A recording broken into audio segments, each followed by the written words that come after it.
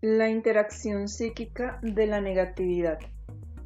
Saludos y bendiciones para cada uno de mis amados amigos que están aquí. El poder del amor y la fuerza de la verdad se desarrollarán siempre más a medida que crezcan en su camino. Me gustaría decirles ante todo que la mayoría de ustedes han aprendido a ser conscientes y a admitir mucha negatividad. Hasta ahora la importancia de este progreso no puede ni siquiera percibirse. Existe una enorme diferencia entre si son conscientes de su intencionalidad negativa o si andan a tientas, exteriorizan y, en consecuencia, sufren un tipo especial de confusión que duele más que el dolor físico. El beneficio de esta conciencia nueva es igualmente grande para ustedes y para otros.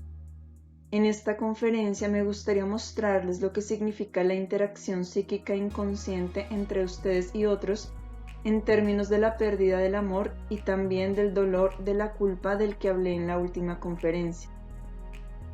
Cuando son solo vagamente conscientes de su negatividad, cuando apenas sienten el dolor que ésta inflige en otros, están atrapados en una batalla de culpabilización, autojustificación, impotencia, autorrechazo y baja autoestima. No pueden más que enganchar a otros con sus propios conflictos inconscientes en su negatividad. Los atan en una lucha igual a la que acabo de describir. Muchos de ustedes ya han empezado a reconocer que al negar su negatividad incurren en una doble falta. En primer lugar está la culpa de la actitud negativa en cuestión. Podemos llamar a esto la culpa primaria. Luego se involucran en la culpa de negar esta negatividad, lo que podríamos llamar la culpa secundaria. Si la culpa primaria se admitiera y sus consecuencias se aceptaran verdaderamente, dejaría de ser una culpa. Pero la culpa secundaria pesa mucho en el alma de todos. Es una carga que consume mucha energía vital. Su negación siempre implica actos dañinos interiores o exteriores hacia otros y puede, por lo tanto, llamarse pecado porque ustedes castigan a otros por sus propias faltas, por sus propias intenciones negativas, falta de amor, falta de veracidad, malignidad y demandas injustas. Si están conscientes, por ejemplo, de que no desean amar y no fingen lo contrario, esa es su responsabilidad. Si se dan cuenta de que pagan un precio alto por una existencia sin amor, pero no se preocupan más, al menos no enganchan a otros en su culpa por no amar. Estarán solos, desde luego, pero han hecho una elección. Lo saben y pagan el precio por ello. Le niegan al mundo su maravillosa capacidad de amar, es cierto, y en ese sentido fracasan. Pero cuando culpan a otros de su propia falta de amor, incluso si usan sus fallas reales como excusa, cuando los castigan por el resultado de su propia actitud poco amorosa y crean argumentos para justificar su propia retención, entonces verdaderamente pecan, amigos míos. Este proceso es muy general y común, pero es tan sutil que solo las personas que poseen una cantidad considerable de autoconciencia pueden empezar a reconocerlo en sí mismos y por lo tanto también en otros. Es una actitud básica. Existe en variaciones y con diferentes grados de intensidad. La negativa a amar, cuando no se le admite, suele manifestarse en la siguiente actitud: no quiero darte nada, quien quiera que sea ese tú, pero exijo que me des todo. Si no lo haces, te castigaré. Esta actitud es muy típica. Cuanto más oculta esté y menos conscientemente se le exprese, más insidioso será su efecto en el ser y en otros. Siempre es relativamente fácil negar, racionalizar, distorsionar, ocultar o usar medias verdades para justificar esta actitud. Últimamente, varios de mis amigos se han vuelto conscientes de esta actitud y pudieron admitírsela no solo a sí mismos, sino también a sus amigos. Cuando esto sucede, el influjo de la energía del aire limpio y fresco de la verdad psíquica es instantáneo. Es el resultado de liberarse de la culpa secundaria. Cuanto más exponen todos los detalles de la disparidad entre sus demandas, sus propias intenciones egoístas y el castigo que infligen cuando sus demandas no son satisfechas, más se liberan de la culpa. Cuanto más claramente puedan ver la absurda injusticia de lo que demandan en comparación con lo que dan, la forma tan diferente en la que insisten ser tratados de cómo tratan a otros, y exactamente cómo eligen castigar, siempre de manera que no puedan ser sorprendidos para que no se les haga responsables, más rápidamente se liberarán de una carga que causa depresión, ansiedad, preocupación, desesperanza y a menudo también enfermedades físicas y frustración material. Una de las maneras más populares de castigar a otros por no responder con amor a su falta de generosidad es hacerlos culpables. Idear un argumento de manera tal que ellos parezcan ser la causa de la infelicidad de ustedes. Se convencen exitosamente de esto porque eligen ver solo el resultado de su retención y de su rencoroso o tal vez cobarde egoísmo. Eligen ignorar que otros no pueden responder de la manera en que a ustedes les gustaría cuando su propia psique todavía está inmersa en esta actitud negativa y egoísta hacia la vida.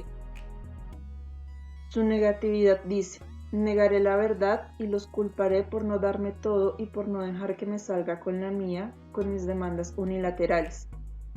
Y si se atreven a reaccionar a esto, los castigaré odiándolos más y culpándolos aún más. Los que están al principio de este patchwork, o aquellos que tienen una fuerte inversión en su imagen idealizada, que no deja espacio para esta verdad, pensarán al principio que es imposible que ellos también puedan albergar una actitud como esta. Su mejor medida para determinar si esto existe y en qué medida es consultar su mente y sus emociones.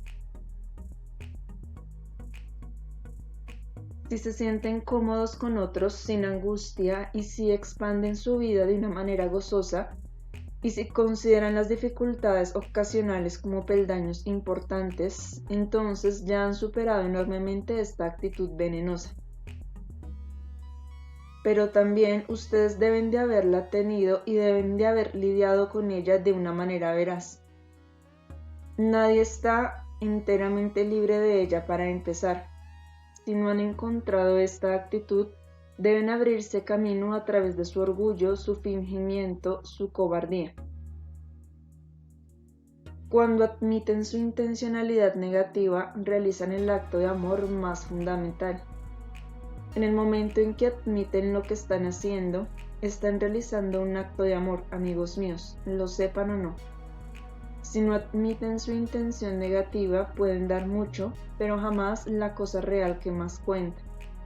Pueden dar cosas, dinero, buenas acciones, incluso ternura, pero estos son regalos vacíos que no liberan al otro mediante la admisión honesta de su negatividad.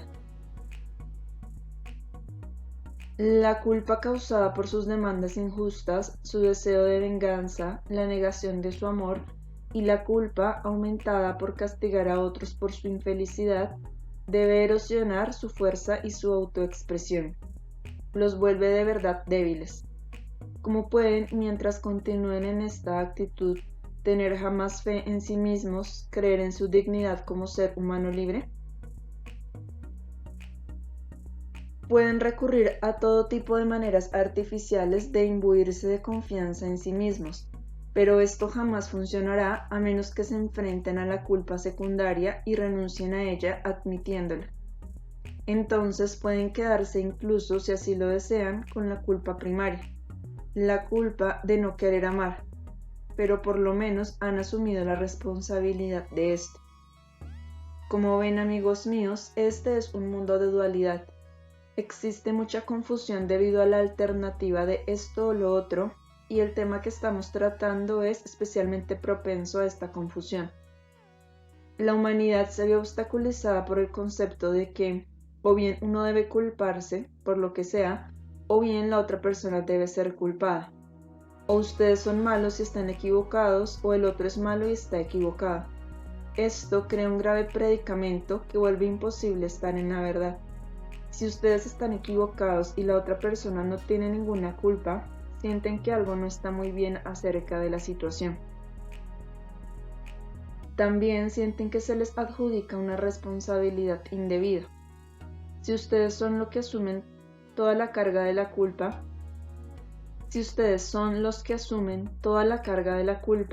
seguramente esperan ser condenados al ostracismo. Esta suposición es una carga insoportable, es falsa y no permite la claridad. Los hace sentir todavía más inferiores e indignos de amor. Su pena parece un castigo justo más que una elección que son libres de modificar cuando así lo decidan. Al asumir toda la culpa, permiten a otros, por decirlo así, exteriorizar secretamente sus propias intenciones negativas. O si, a la inversa, tienen que justificarse completamente para explicar su comportamiento, entonces también se colocan en un predicamento terrible. Vuelven a sentir que algo está mal. Saben que pensar que el otro está completamente mal tampoco se adecúa a la verdad. Si tienen que proteger este fingimiento, que puede parecer deseable a fin de lavar su culpa, se tornarán ansiosos, temerosos y amenazados con que sus defensas se penetren, de manera que no pueden darse el lujo de estar relajados, de ser naturales y de estar cerca de otros. Su interés en su inocencia impide la intimidad.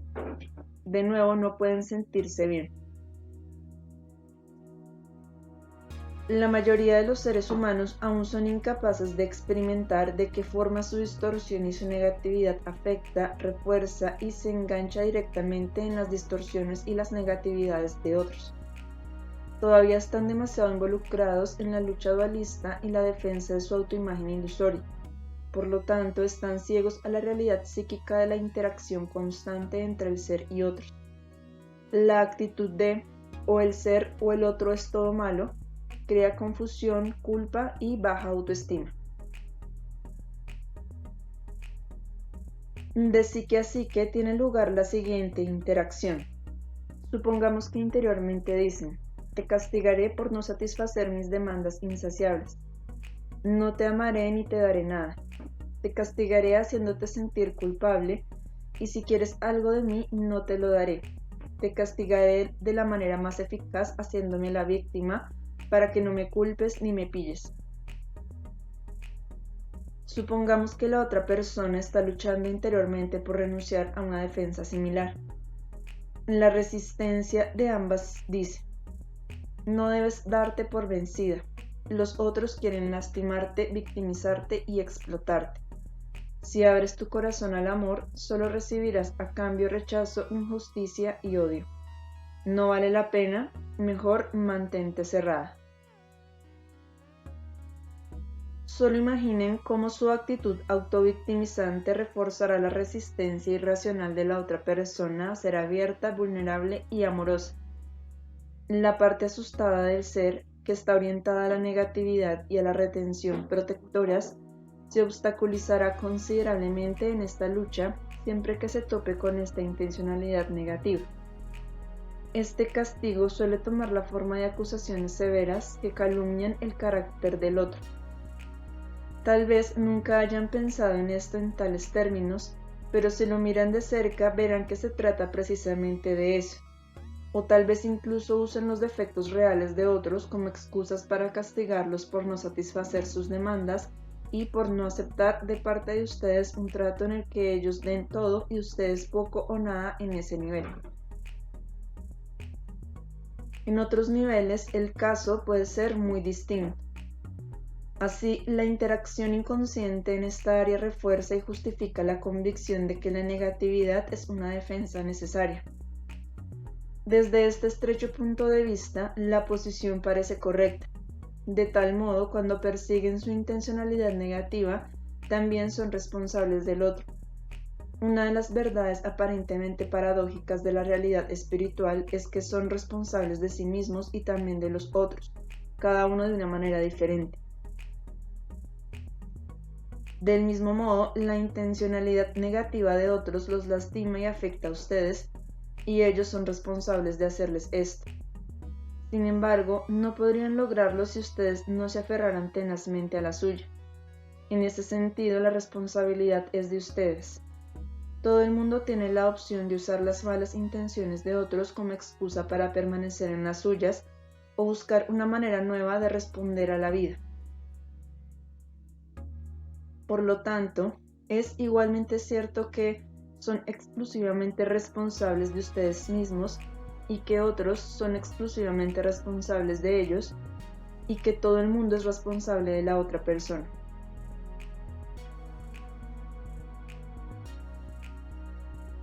Como a final de cuentas no hay división entre el ser y el otro, ambas cosas deben ser ciertas. Ustedes son los otros y los otros son ustedes. La separación es tanto una ilusión como la dualidad de esto o lo otro. No es que o son responsables de ustedes o de otros, ni que otros sean responsables o de ellos o de ustedes. No hay ningún esto o lo otro. Todo es uno. Por lo tanto, cuando ponen fin al viejo patrón de culpar a otros a fin de justificar su injusticia y sus demandas poco amorosas, no solo se desenganchan de este terrible doble vínculo, sino que también ayudan a la otra persona a desengancharse. Desde luego, otros no deberían depender de ustedes. Ellos deben arreglárselas por cuenta propia y encontrar su propia salvación. Ustedes podrían decir, otros no deberían depender de que yo supere mis negatividades y problemas para que ellos puedan superar los suyos. Y ambos tienen razón y no. Ustedes tienen razón de que es efectivamente la responsabilidad de otros y de que pueden hacerlo sin importar lo que hagan ustedes, con tal de que realmente quieran hacerlo.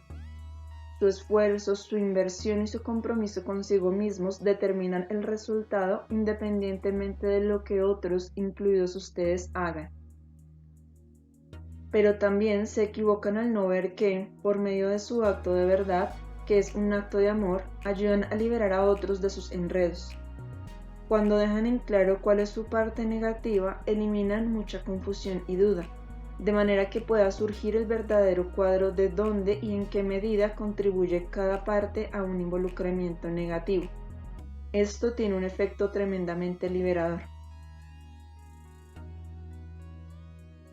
Hay fases particulares en el desarrollo humano en las que para una entidad se vuelve casi imposible salir de su sistema negativo de defensa y de la convicción de que esta defensa es necesaria, a menos que una de las personas con las que dicha entidad está enredada la deje libre, admitiendo su propia intencionalidad negativa, su actitud destructiva, su deshonestidad y su mezquindad. Imaginen lo que sentirían si alguien cercano a ustedes, que los ha lastimado señalando sus culpas reales y falsas, pero que también los ha confundido por la negación de su propia culpa, les dijera de pronto: me doy cuenta de que no quiero darte amor. Quiero exigirte y luego culparte, acusarte y castigarte cuando no satisfagas mis exigencias. Pero no quiero permitir que te sientas lastimado porque, aunque deseo lastimarte, no quiero que me hagas sentir culpable por tu herida. Imaginen cuánto los liberaría esto.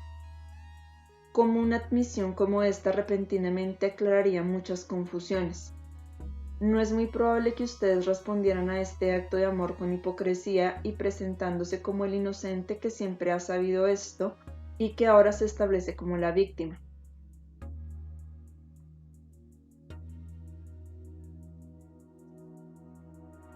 Si admiten sus demandas injustas similares, su cobardía para dar sus sentimientos y su intencionalidad negativa, esto puede ser doloroso para su orgullo, pero para ninguna otra cosa.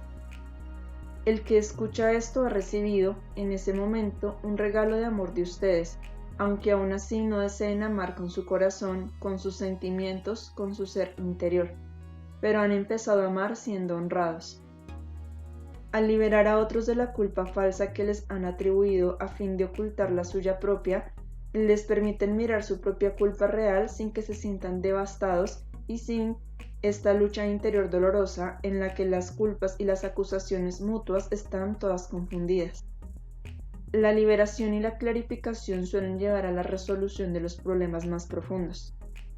Es como si la personalidad necesitara esta gracia exterior, esta mano ayudadora. La atribución deshonesta de la culpa a otros vuelve casi imposible su verdadera autorrevelación. Implica que si admiten la culpa, ustedes tienen razón de acusarlos de ser malos y de ser la causa de la infelicidad de ustedes. Así es como las personas se enganchan en la negación, la proyección de culpas, la lucha de esto o lo otro, la confusión y las interacciones negativas. Alguien tiene que empezar a aflojar el enganche y a desenredar los nudos. La intencionalidad negativa es una defensa. Surge de la creencia innata de que no se puede confiar en el mundo y de que la única manera en que el ser puede protegerse es siendo tan mezquino como se supone que es el mundo, o más mezquino. Cuando admiten su mala voluntad, ayudan a otros a empezar a confiar en la decencia del mundo y de las personas. Entonces pueden empezar a sopesar. Tal vez no es tan peligroso. Después de todo, quizás no estoy solo en mi vergüenza y culpa ocultas. Quizás puedo soltar. A lo mejor también yo puedo admitir estos sentimientos sin ser el único responsable. ¿Qué diferencia significaría esto en su actitud hacia la vida, en su posición espiritual como entidad humana?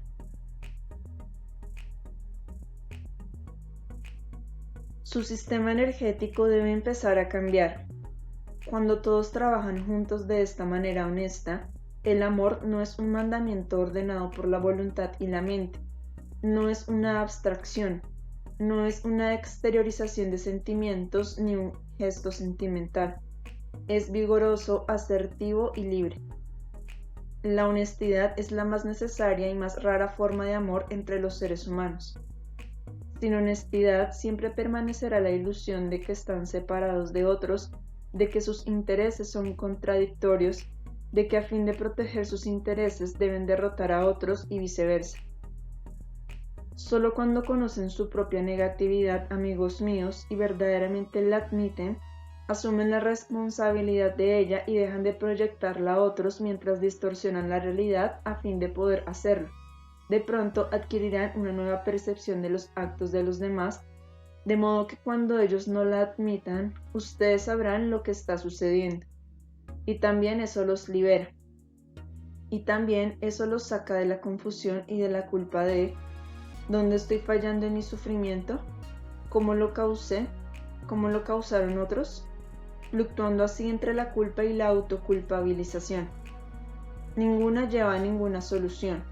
Pero en el momento en que ustedes asumen la responsabilidad de sus actitudes negativas y destructivas hacia otros, aun si estos no están dispuestos a hacer lo mismo, ven el cuadro claramente. Se desenganchan, no solo por su admisión y autoconocimiento, sino también por su comprensión de las intenciones negativas, la exteriorización y las proyecciones deshonestas de la otra persona. Por esto, todos los que admiten lo peor en ellos inevitablemente sienten júbilo, liberación, energía, esperanza y luz como resultado inmediato. El crecimiento espiritual les trae el regalo de conocer el interior de otras personas, sus pensamientos, sus intenciones, sus sentimientos. Esto no es magia. Ocurre de manera natural porque en realidad ustedes y otros son uno. Cuando leen su propia mente con precisión, no pueden evitar leer las de otros, ya que todo es una sola mente. Las mentes de otras personas son libros cerrados solo mientras ustedes se ocultan de su propia mente. Poder leer las mentes de otros equivaldría a una magia peligrosa si procediera del poder psíquico del individuo. Podría abusarse de este poder. Pero siempre que esta capacidad crece orgánicamente como producto de conocer su propia conformación interior, es natural y no se puede abusar de ella al servicio de impulsos de poder y negatividad. Lo que ahora parece una entidad totalmente separada, será vista por lo que es en la realidad indiferenciada cuando se haya alcanzado la honestidad más profunda. Se verá que todo es uno y que solo hay una conciencia.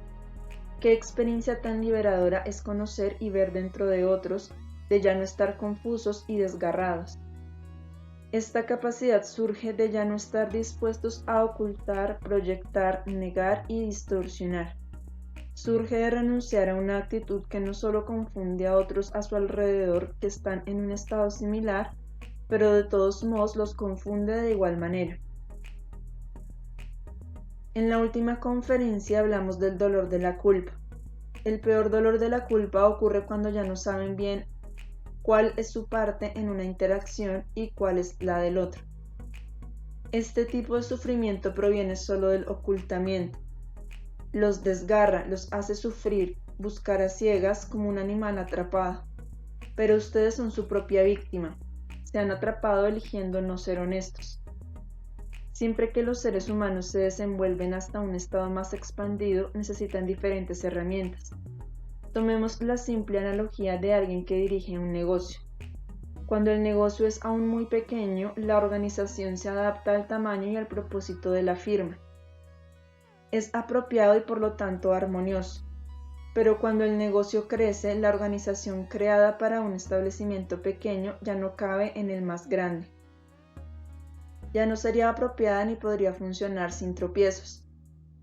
Si los dueños fueran demasiado rígidos para cambiar y persistieran en conservarla al estilo viejo y familiar, o fracasarían en la empresa expandida o por lo menos encontrarían muy difícil operar.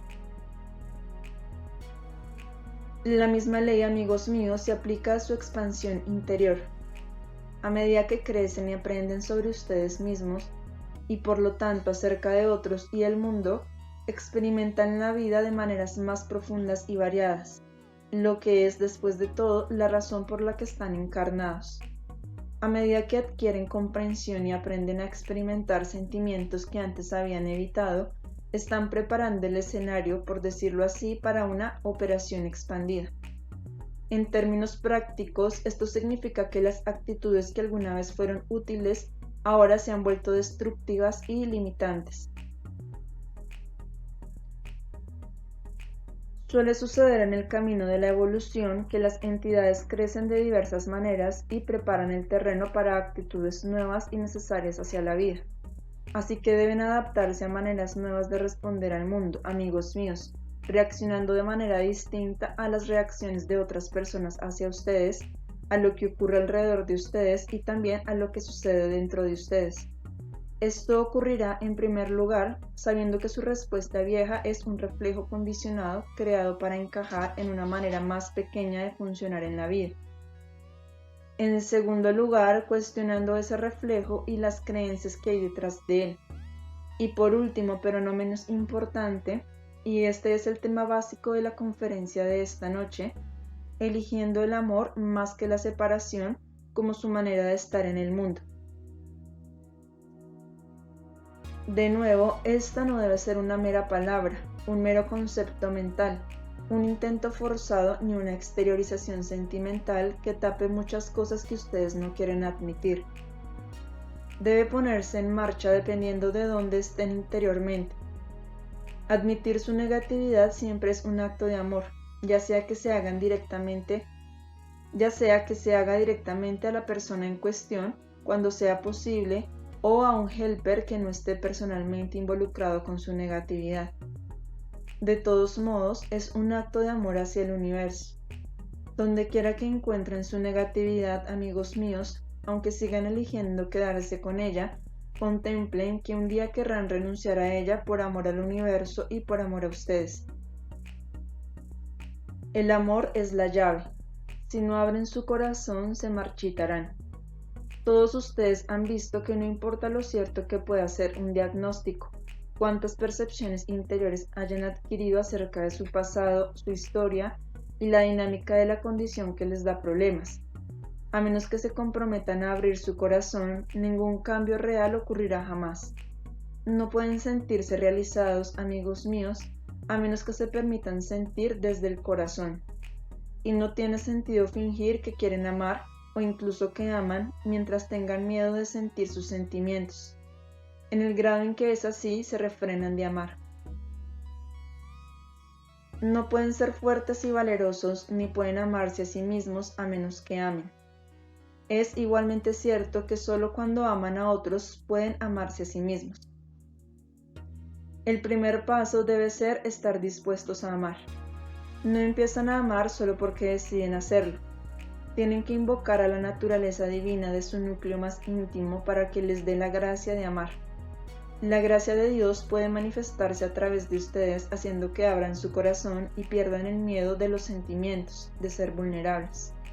Eso es todo lo que necesitan. Si no aman, no tienen nada. Si aman, lo tienen todo. Pero si aman falsamente y fingen hacerlo, esto es mucho menos amoroso y mucho más engañoso y dañino que cuando admiten su odio. Admitir su odio es más amoroso que un acto de amor aparente que niega el odio. Piensen en esto, amigos míos. Tómense el tiempo de asimilar el material que les he dado y de establecer la más real y vital de todas las comunicaciones directas, la que tienen con su ser espiritual. Para hacer esto deben eliminar sus autoengaños y fingimientos. Estos siempre bloquean el camino al Dios que está en ustedes. Aquellos de ustedes que todavía no hayan encontrado dónde y cómo son poco amorosos deben poner manos a la obra. No se dejen engañar por el aspecto donde ya son amorosos. Pregúntense cuán realizados se sienten en él, cuán cálidos y poco amenazados se sienten con otros, cuán cómodos se sienten en la vida. Esa es su respuesta a cuán amorosos y honestos son. Entonces tal vez pueda instituirse el primer paso del amor. Admitan su odio, admitan su deseo de castigar, admitan su rencor. En el grado en que lo hagan empiezan a amar. Han empezado en el escalón inferior de la escalera del amor en el minuto en que admitan la fea verdad que querían ocultar y de la que, encima de todo, hacían responsable a la otra persona. Hacían esto ya sea distorsionando la realidad o usando algo que era parcialmente cierto como excusa. Entender esto, amigos míos, exige mucha meditación y una buena voluntad genuina. Pero entonces, ¡qué gran llave para la vida! Deben desear profundamente querer ver esto. Cuanto más se resistan a la expansión a un nuevo modo de operación cuando están listos para él, mayor y más dolorosa será la crisis necesaria. Más volitiva, sin resistencia y suave será la transición a un estado de amor nuevo y más veraz. Ahora comprométanse a ir más allá y más profundamente en esta dirección. Comprométanse a ir hasta el fin y por ende a ayudarse a ustedes mismos y a quienes los rodean. Permitan que esto suceda. Es la mayor bendición que puede haber. Crearán el clima nuevo necesario para un ambiente nuevo, dentro y fuera. Este fue en efecto un año bendito de trabajo, amigos míos. Muchos de ustedes han manifestado un crecimiento espiritual en expresiones visibles de una vida más satisfactoria, de más paz y seguridad y de realización exterior como resultado. Los años siguientes lo serán más, a medida que expandan su núcleo de aprendizaje espiritual y purificación.